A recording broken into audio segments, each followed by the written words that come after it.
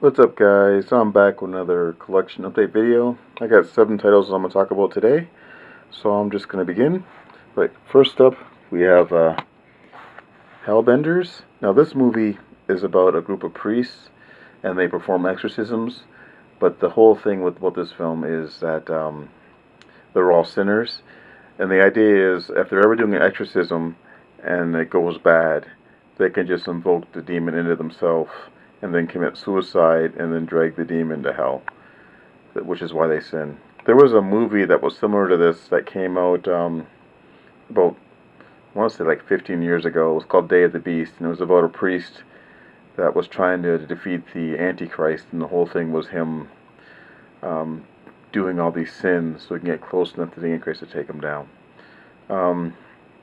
This movie's okay. I mean, the whole spin on this movie is that these priests are doing bad stuff. So, like, they're doing a lot of drugs and, and other bad things, just in case if they do an exorcism, they can do, what they need to do. It's an okay movie. It's not as funny as it should be, and it's not as outrageous as it should be either, but it's a decent watch. This would probably make a better TV series than a movie, but I thought it was okay. Alright, next up we have Honeymoon, and this movie stars Rose Leslie, and she played Ygritte in the Game of Thrones. That was Jon Snow's love interest.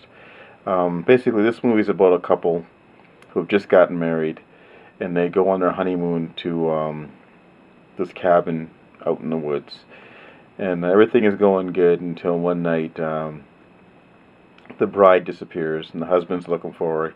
And he finds her naked in the woods, and he takes her back to the cabin.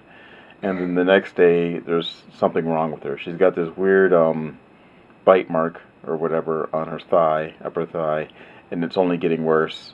And she's forgetting stuff, and she just isn't right. And he's trying to figure out what's going on. I really enjoyed this film a lot. It's a really decent movie.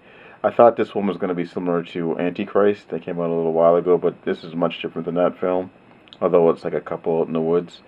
I enjoyed this one for a bit. Alright. Next up, we have, this stuff's out of order here. We have a double dip. And this is Maniac, and this is the IFC Midnight release. I'm going to say about this. I was really on the fence about picking this release up. I already have this on Blu-ray, but it's the Canadian release and it has different artwork.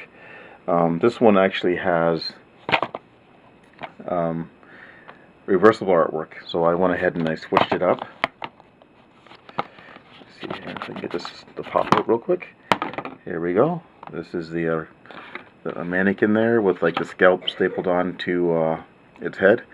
I really enjoyed this film a lot. It's shot in the point of view of the killer, which is played by Elijah Wood, and this is probably my favorite horror remake of this decade. I might even do a video like that when going through. There hasn't been too many remakes that I actually liked in this last little bit, so I don't know. There's at least 2 so far, so I'll have to do some research up on that. So, there's the Maniac remake. Alright, next up, we have Muck. Now, the reason why I picked this film up is I was watching one of Mr. Parka's update videos, and he got to this movie, and he said he couldn't really come to any decision on it. Like, it really put him in the middle there, and I got really interested in checking this movie out. I got really curious about this movie, so I thought I would give it a shot. So I went ahead and found a used copy of it, and I gave it a watch, and I gotta say, this has got to be the dumbest horror movie I've seen in a very long time. Basically, the movie starts already in the middle. There's a group of kids, and one of them has they've already lost one of the kids of their group, and the other one has been gravely injured. And they come upon a house, and they're trying to, they break into the house, and they're waiting to be rescued, because one of the kids decides he's going to run to town and call for help.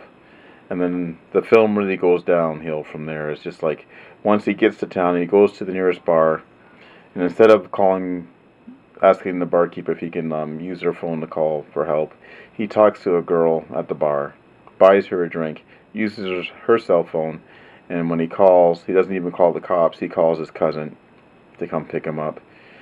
And meanwhile, all his friends are getting killed off at this house where they're staying.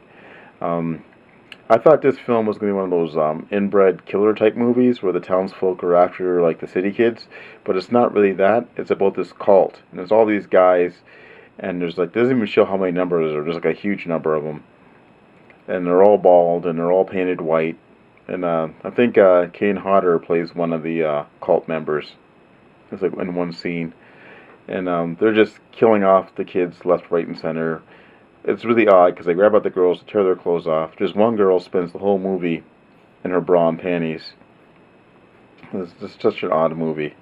There's also one point too where the film goes like from linear structure to non-linear, and it plays like a similar scene like 2 or 3 times, which ends up being really confusing.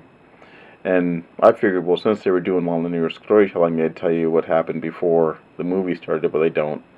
And this film also ends abruptly too, which is too bad. It was starting to get interesting, and then it just ends. Like there's some creature in this movie too, and they don't really even show the creature or explain what it's doing or trying to do. So I can't recommend this movie. Like I wasn't bored watching it, but the movie is kind of a mess. All right. Next up, we have a found footage movie, and this is The Taking of Deborah Logan. And this was actually really decent. I was really surprised by this one. I wasn't originally interested in picking this one up. Like I heard some good things about it, so I decided to give it a watch. And basically, this movie is about a college student, and as her thesis, she's making a documentary about a woman that's suffering from Alzheimer's. So they go down there with her crew, and she meets up with the woman and her daughter who's taking care of her. And while they're making the documentary, they discover that there's something going on more than just the Alzheimer's. That there's like a possession of some sort involved. This is a really cool movie. And then the main actress here, Jill Larson, I think that's her name. I think I said that right. Yeah, Jill Larson. She's really good in this role. Like at first she's all nice and stuff, and then she flips and becomes erratic and then downright evil. I really enjoyed this one a lot. One thing I did like about this movie is it doesn't have most of the tropes like you normally find in found footage movies. Like this one doesn't end with everybody getting killed off, which is really kind of nice because I'm just really tired about that. All these movies having the same ending. So I'd recommend this one, at least for a rental. Alright, next up, we have Wither. This is basically a Swedish version of The Evil Dead. This one came out a year before the Evil Dead remake came out in 2013. This has got a group of kids going to a cabin and then one by one getting possessed. This movie is also inspired by the Demons movies. The people, like, there's like a whole method to possession. Like, there's a main demon, and then there's all the underling demons in the movie, people who get possessed. But it seems like most of the stuff that comes from, like, bodily fluids and getting scratched and stuff like that. It's a really, fairly gross movie. Like, I actually really enjoyed it a lot. I know a lot of people will probably not like this film because it's so derivative of The Evil Dead, but it's a decent enough watch. I was looking for this one a lot ever since I saw the trailer, and I ended up ordering off Amazon. It's a decent release. There's like a little bit in the way of special features, like a featurette and deleted scenes. This one comes with a booklet. We got 8 pages, and here's the inside artwork. So enjoyed that one for a bit. And last up, we have Wrong Turn 6. And I actually did enjoy this one a fair bit. I think it's kind of funny that it's called, like, because of course it's a series, they call it Wrong Turn, but no one makes a wrong turn in this movie. They go where they're supposed to go.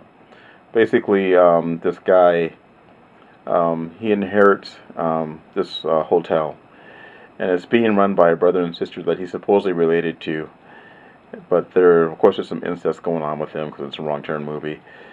And it's got the 3 inbred brothers who show up, and they kind of pick off his friends one by one. This could almost have worked better if it wasn't a Wrong Turn movie, you know, or maybe if it was like a spin-off or something, because there's another character. The character of the sister is like, she upstages all the other killers in this movie. Like, she's just so damn nutty, And she has my favorite kill in the movie where she smothers a guy with her crotch. I thought that was quite inventive. Um, there's another messed up kill in this too. So if you've seen the movie, you know what I'm talking about. But I did enjoy this one. I know most people are picking it up because of the controversy, and I actually kind of felt bad when I started thinking about it. You know, with the whole thing with the missing persons poster. You know, they really should have done their homework on that. But this is like a decent enough sleazy movie. So everybody, that's my pickups. Thanks for watching, and I'll talk to you all later.